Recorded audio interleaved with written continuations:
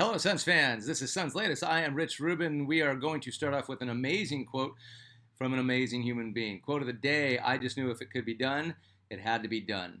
And I did it. Gertrude Ederle, a New Yorker, Trudy, crossed the English Channel in 14 hours and 31 minutes.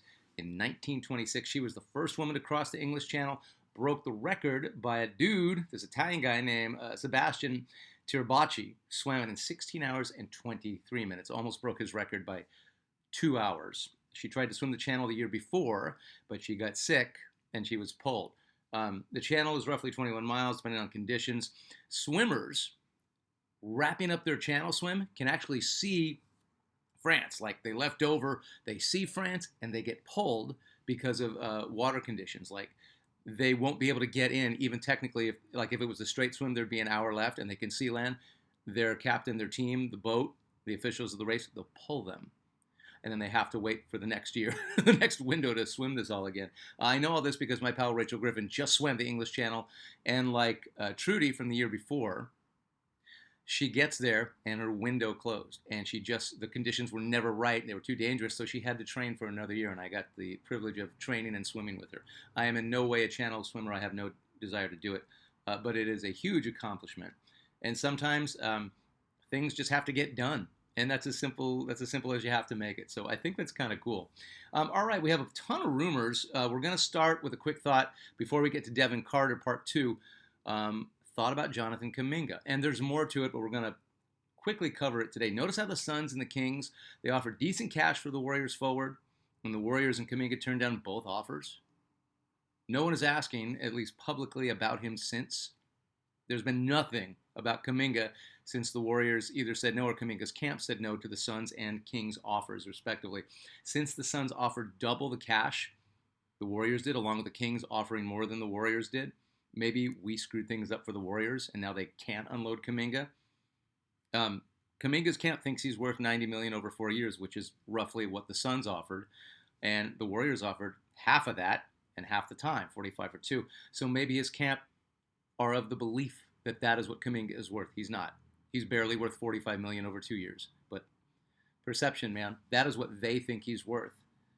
The truth is, no one has inquired since that we know of.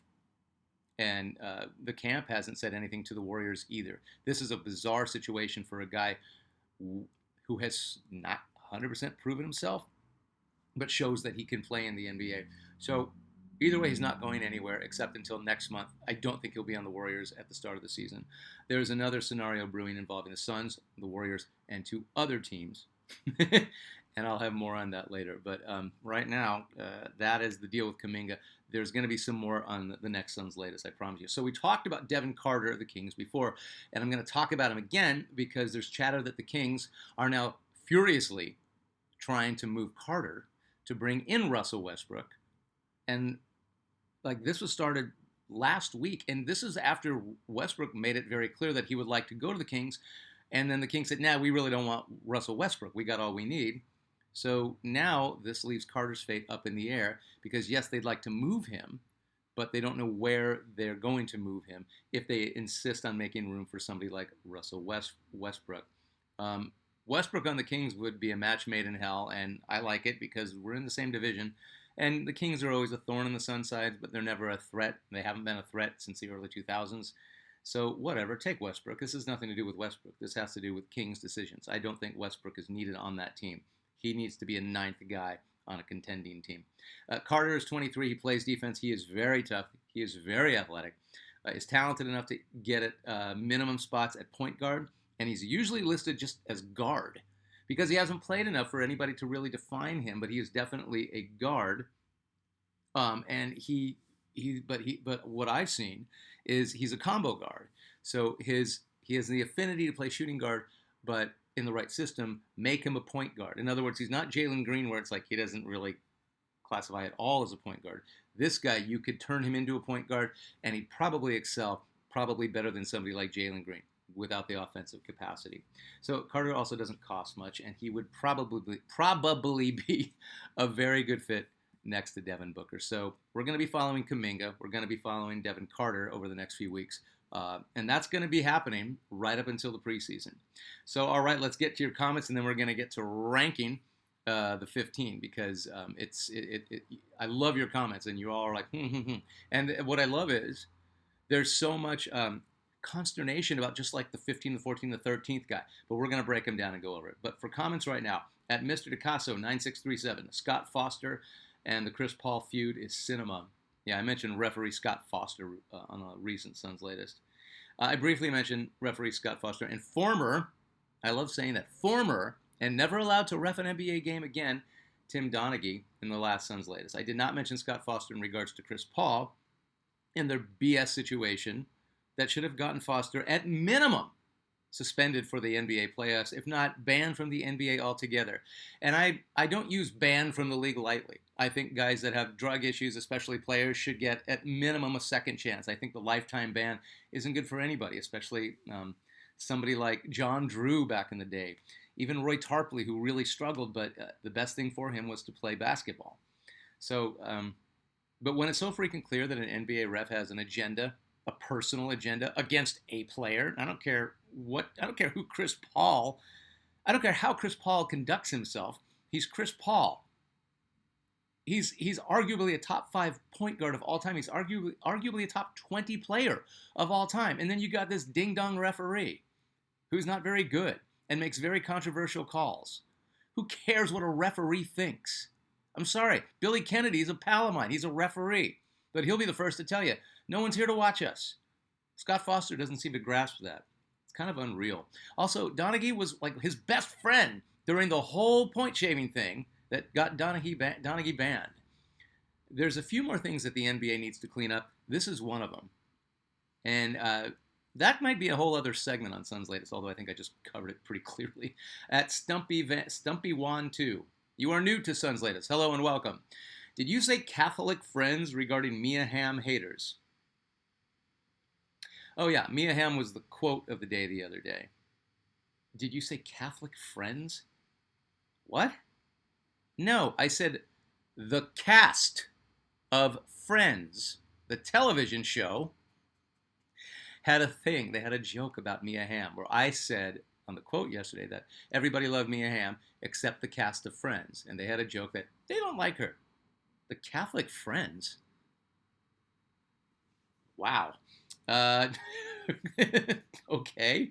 At Doug Drew 2, what Ishbia did is worse than what Ballmer did. Ballmer right now embroiled in a controversy where he opened up a shell company to pay Kawhi Leonard $28 million extra bucks so he could circumvent the salary cap. What Ishbia did is worse than what Ballmer did. Did I say that? I don't think I said that. I don't even think I compared them. Maybe there's a question mark that doesn't need to be there. I think the paper clips are more of an embarrassment than the Suns. Well, let's put it this way. Matt Ishbia got way ahead of himself with the whole KD and Beal thing. And he went for it all, which I respect. He went for the win now direction with a giant superstar, adding to another superstar, and then another all-star. And he definitely didn't need Beal. And it would have been cool if we could have at least kept Mikal Bridges and also gotten Kevin Durant. But he just wasn't the right player for the Suns, as much as I'll always tell you that I love Kevin Durant. So bad for the Suns, but not the NBA Ballmer, but not the NBA. Ballmer has been accused of circumventing the salary cap, and it's still going. And he's saying, I investigate all you want, and he's not being defiant. He's saying, no, this is bad for the league, and that's not what I did. And as much as I want our Pacific Division rivals to fail, I never really worry about the Clippers, because they're cursed, and we've gone over this a few times. But I don't like the idea of calling Ballmer guilty before it's been proven, or anybody for that matter, as much as, especially if you don't like them. There's a lot of people we all don't like, but if they've really screwed up, then let the evidence get found out, or let the court of public opinion, get that person found out, but with some facts, not just because you hate a person. We'll cross that bridge when we get there. Andrew Ruiz, 9803. I'm going to say put Jason Kidd at 14. I don't care what he was working with, not making it past the first round. Can't qualify you to make it past top 14, in my opinion. I still loved Kidd while he was here. Valid points. You make a fair point. I think Kidd got stuck with such a bunch of injury-prone guys. Like his go-to was Antonio McDyess, who, when he was on the court, was amazing. He just couldn't stay on the court, and we would not have sniffed the playoffs without Jason Kidd. And Jason Kidd was first-team All-Pro 3 years in a row. He was first-team All-NBA defense 3 years in a row. What more do you want from the guy? He was incredible to watch on a nightly basis. One of the very few who could alter a game without scoring. And he did make it past the first round one year. So we're going to get to that. I don't think I'm putting Jason Kidd at 14, but he might be within the 15 range. I think that's fair. At BYB Boxing, Chambers definitely would be 14th on the list.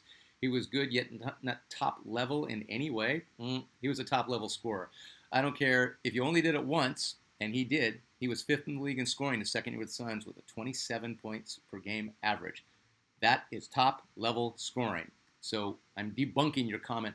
But when it comes down to it, guys simply had longer and better tenures with the Suns. If Chambers had maintained his scoring ability for 6 to 8 years, he'd be higher. I know you can say that about, well, if he had maintained that, any player. But Chambers got to us maybe as he was peaking, which is why he was so good right when he got to us. He did fall off by the time the finals came around. So there's a decent argument there, and I totally get what you're saying. But Tom Chambers is in the 15. In fact, he's number 14, and we're going to rank him now. So I have Dick Van Arsdale at 15, Tom Chambers at 14. And now we have to talk about Shawn Marion, Amari Stoudemire, and who's the other guy we might have to, and Alvin Adams, probably for 13. It's probably going to be one of these guys. I know that sounds sacrilegious regarding all of them. I know it's weird not to have Amari Stoudemire as top 10, but hear me out. I'm going to bro out Shawn Marion right now. Excuse me. The Matrix, one of the most loved Suns ever. There was never a player like Shawn Marion. There will never be another NBA player like Shawn Marion. It is a legit argument that Shawn Marion is the most underrated star player the NBA has ever seen. I'm trying to think of somebody like a star, like a guy who could really do it all. Bobby Dandridge comes to mind. He wasn't flashy, but he was an all-star.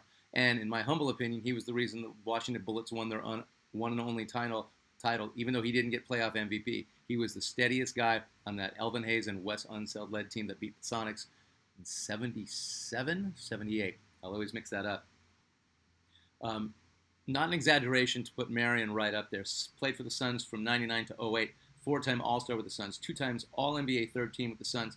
Led the league in steals in 03 and 06. He was so diverse. Finished 6th in voting for Defensive Player of the Year, but didn't make either of the All-NBA defensive teams that year, which is complete horse crap.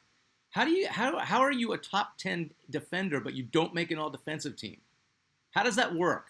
What are you sports writers thinking? This is where you need to clean it up, and I judge you for this right now. Matrix was a top defender his entire career. Continually, his entire career, he got snubbed from the all-defensive team. He could guard all 5 positions. The only reason he couldn't guard point is because his lateral movement against the point guard wasn't as good as it needed to be. He could guard shooting guards, big or small. He could guard either forward. He could guard centers. I saw him do it his entire career. He could guard LeBron like nobody else, and he's a big part of the reason why the Mavericks won the title, because he didn't lock LeBron down, but guess what? Made him work, and that's all you can do with a superstar like that. He was that good on defense. If needed, Marion could be your leading scorer for a game, even with that horrible jump shot. The ultimate team player. You never heard Shawn Marion complain, talk trash. He never said anything controversial. He never was misquoted. Nothing detrimental to the team. And he got to the Western Conference 2 times with Shawn Marion as part of the Nash-led Suns. One of the few players we got when he got a ring with the Mavericks, I was, and you as a Suns fan were very happy for him. Other players have defected from the Suns, and they've done well, and we still hate him. Not Marion. He'll always be a Sun to us. Hated that we traded him for Shaq. It was unnecessary. We should have found another serviceable center to play for the 7 seconds or less Suns. 17,000 points, over 10,000 rebounds in a career. All positive stuff. It would have been great to keep Shawn Marion. For those of you that didn't get to see or be part of it, when we traded Marion for Shaq, it was like getting rid of the twins for KD. It was that, I love that guy. I love those guys. Yeah, we're getting a superstar, but man, I'm going to miss that guy. And looking back on it, didn't need to make that trade. Screw you, Steve Nash. So when you think Marion and the Matrix, you think of Amari Stoudemire. We did a whole lot of Stoudemire stuff the other day. As far as an individual career, superstar type stuff, Stoudemire trumps Marion. As far as a Sun, they're kind of neck and neck as far as what they did. Played 1 less year than Marion. He was a Rookie of the Year. His individual accomplishments are much greater than Marion's. But he retired as a Knick, and he made a point to retire as a Knick after, he did a quick stint with the Mavericks and a really, really quick stint with the Heat. And then he went and he signed a contract with the Knicks and retired as a Knick. And as I said the other day, that really stings, and it really bothers me that he did that, because he was good with the Knicks. He was great with the Suns. If you need me to go over, if you want to hear Stoudemire's accolades, just watch the last Suns latest. But I think I got to take him ahead of Marion. And then it comes down to a guy named Alvin Adams. And this is going to be between Adams and Shawn Marion. Because Alvin Adams, as much as I love him and as much as he was the greatest center in Suns history, a lot of Adams' greatness was for about 1 year. And he was steady and he was very good. But it was really his first year where everything happened for him. Rookie of the Year, All-Star, huge part of the Suns making the first NBA Finals, defeating the defending champion Golden State Warriors in the Western Conference Final, and going toe-to-toe with the toughest guy in the league, and 2 years removed from his MVP, Celtics center Dave Cowens, in the finals and holding his own. Helped the Suns to the playoffs 8 times. Suns leader in games played, 988 minutes, rebounds, and steals. Alvin Adams played 13 years for the Suns, undersized, 6'9" center, played against guys like Bob Lanier, Bob McAdoo, Artis Gilmore, Jack Sikma, and of course Kareem Abdul-Jabbar, number 33, retired by the Suns, in the Ring of Honor. Each of these guys is in the Ring of Honor. So it really comes down to Marion and Adams, and it's almost impossible. You almost want to put Marion and Adams in the same spot, and we can add somebody else to the 15. And that's where my head is at right now. That's mostly where my heart is at right too. So at number 13 is going to be Shawn Marion and Alvin Adams. So think about this, Suns latest fans. We can add another guy to the 15. Think about it, and I'll see you on the next Suns latest. Thanks for watching.